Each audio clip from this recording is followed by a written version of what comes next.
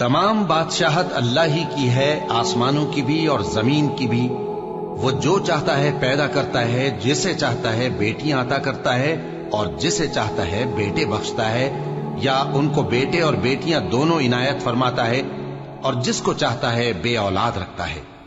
वो तो जानने वाला है, कुदरत वाला है, और किसी आदमी के लिए मुमकिन नहीं कि अल्लाह उससे बात करे मगर वही के जरिए या पर्दे के पीछे से, या कोई फरिश्ता भेज दे तो वो अल्लाह के हुक्म से जो अल्लाह चाहे इल्का करे।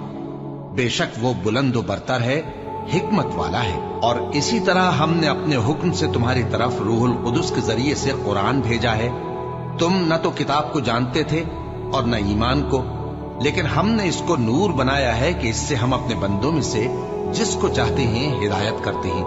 और बेशक ए नबी तुम सीधा रास्ता दिखाते हो।